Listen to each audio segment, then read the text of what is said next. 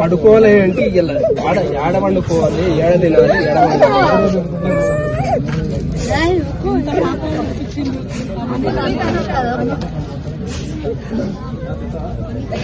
ఏం భయపడలేమా? భయపడలేదు.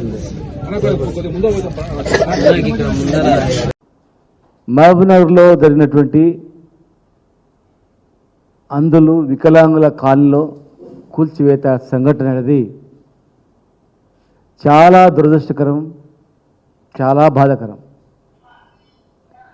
మానవత్వం ఉన్నటువంటి ఏ ఒక్కరు కూడా చేయనటువంటి పని అది. ఈ సమాజంలో ఒక రోడ్డు దాటుతుంటే కూడా అంధులు చాలామంది ఆపి రోడ్డు దాటిస్తారు. మొదలే కళ్ళు కనపట్లేదు, కాళ్ళు నడవడానికి లేదు,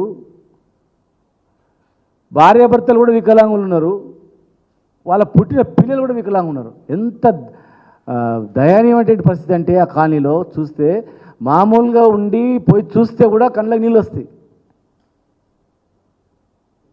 2-3 పిల్లలు, అమ్మాయిలు, 3 అందులే వికలాంగులే. టోటల్గా ఆ కాలనీ వికలాంగులు,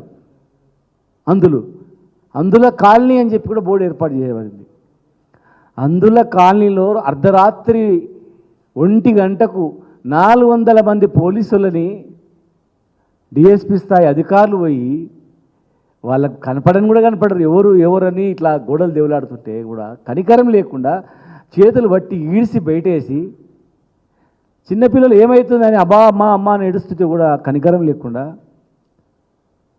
బియ్యం పప్పులు ఉన్నాయి సార్, రేపు మేము తినక మాకు లేదు సార్, స్టవ్ బయట పెట్టుకుంటాం సార్ అంటే విననీయకుండా కూల్చివేస్తే వాళ్ళు గుండెలు బాదుకుంటూ రోధిస్తూ ఉన్నారు. వర్ణాతీతం వాళ్ళ బాధ. అసలు మీడియా వాళ్ళ బాధలు గిట్లా రియల్గా ఇట్లా ఇది చేస్తే అసలు ఈ భారతదేశంలో ఇట్లా జరుగుతుందా అని చెప్పి మన దేశానికే చెడ్డ పేరు వచ్చేది ప్రమాదం అది. ప్రపంచ దేశాలు ఇక్కడికి అనేక కంట్రీస్ వికలాంగుల గురించి, అంధుల గురించి, పేదవాళ్ళ గురించి, బలహీన వర్గాల గురించి, ఆహారం లేక వీక్ అయిన వాళ్ళ గురించి ఫుడ్డు రకరకాలు పంపిస్తారు, చలికి దుప్పట్లు పంపుతారు. ఇక్కడ రాత్రిపూట 1 గంటకు బయట పడేస్తే వాళ్ళు ఎట్లా పడుకుంటారు, రేపు వాళ్ళ భవిష్యత్తు ఏంది కూడా ఆలోచన చేయకుండా ఇంత దుర్మార్గానికి పాల్పడమనేది మేము ఇప్పటివరకు చిన్నగా ఉన్నప్పటి నుంచి ఇప్పుడు కూడా ఇక్కడ చూడలే. సామాన్లు తీసుకుంటా కూడా లేదు.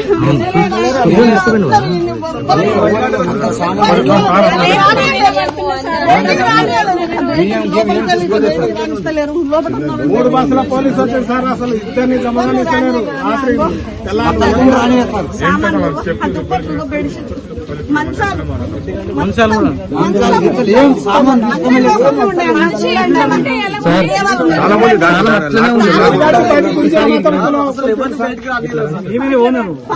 ఇంకోటి కరెంట్ లేదంటే కూడా ఇద్దరిని పెట్టి కరెంట్ కట్ చేసి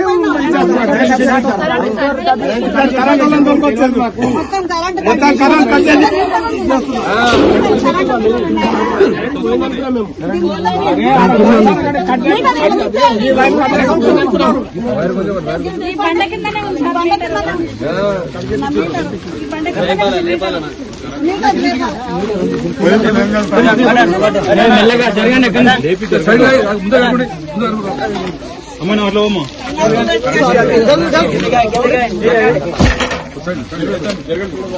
సరే ఇగో ఇక్కడ కరెంట్ మీటర్ ఉంది, ఇంటికి నల్ల ఇచ్చినాము, స్తంభాలు వేసినాము, లైట్లు ఇచ్చినాము, తీసి రోడ్ వేసినాము, ఇగో రోడ్ వేసినాము, లైట్లు ఇచ్చినాము, నీళ్లు ఇచ్చినాము, కరెంట్ మీటర్ ఇచ్చినాము. కరెంట్ మీటర్ కడుతుంది, ట్యాక్స్ కడుతుంది. ఇంత దౌర్జన్యం చెప్పండి. ఇగమ్మా నువ్వు భయపడకు, ఈ నష్టపరిహారాన్ని చెల్లించాలి, వాళ్ళే చెల్లించాలి. మీరు ఇక్కడే ఉండండి, మీరు ఇక్కడే ఉండండి, మీకేం వేరే లేదు కదా, మీరు ఇక్కడనే ఉండండి. ప్రభుత్వమే కట్టియాలి, లేదంటే మళ్ళీ మేము వస్తాం, మేము కట్టిస్తాం. చెల్లపోతే మీరు పట్టయ్యని అని చెప్పండి, పేదోళ్ళే కదమ్మా. లేదంటే మీరే గవర్నమెంట్ ఇంకో పట్టియండి, మీ ఫోటోలు పెట్టియండి. మేము కట్టుకొని ఇట్లా ఒక 15 సంవత్సరాలు అవుతుంది సార్. ఇప్పుడు వరకు మాకు ఈ పరిస్థితి రాలేదు. ఇప్పుడు రాత్రిలో వచ్చి మాకు ఇట్లా మేము హాస్పిటల్లో ఉన్నప్పుడు రాత్రిలో వచ్చి మాకు ఏమి ఇన్ఫర్మేషన్ లేకుండా కులగొట్టిండ్రు సార్. మాకు ఇద్దరు హ్యాండిక్యాప్ ఉన్నాం. మేము ఇట్లా పరిస్థితిలో ఉన్నాక ఇట్లా 2 ఆడపిల్లలు మాకు ఏదో అప్పును సప్పును చేసి కట్టుకున్న ఇల్లుకు మాకు ఏది లేకుండా చేసిండ్రు సార్. మాకు అన్యాయంగా చేసిండ్రు. నీ పేరు? నా పేరు బొజ్జు నాయక్ సార్. బుజ్జ నాయక్. ఇట్లా సామాన్లు కూడా అట్లే ఉన్నాయి సార్. బియ్యము, బట్టలు, కొనుక్కునే దుప్పట్లు అన్ని సామాన్ కూడా అట్లే ఉన్నాయి.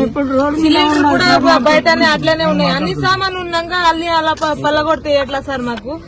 మాది ఏదైనా ఇన్ఫర్మేషన్ ఇచ్చి అయినా కుల్లగొట్టాలి కదా. మాకు 2 ఆడపిల్లలే, మేము ఏడ పండుకోవాలి, ఏం చేయాలి? ఇన్ని సంవత్సరాల నుంచి రానే లేదు లెటర్, ఇప్పుడు కూడా ఇయ్యలేదు. ఇప్పుడు ఎట్లా గుల్లగొట్టిండ్రు? మాకు ఎట్లా పండుకోవాలి? మేము ఏం చేయాలి? రోడ్డు మీద పండుకోవాలన్నా, ఏడ పండుకోవాలి? పిల్లలకు స్నానానికి ఏం చేయాలి? మేము మా ఇంటి ట్యాక్స్ కూడా కట్టినా, మాకు నల్ల బిల్లు ఉంది, మాకు కరెంటు ఉంది, అన్ని ఉంది. మాది ఏంది లేనిది కూడా ఏం లేదు. ఎందుకు కుల్లగొట్టిండ్రు? మాకు అదే అర్థం అయితే లేదు. నైట్ పూట వచ్చి కుల్లగొట్టడానికి ఇది పద్ధతి కాదు.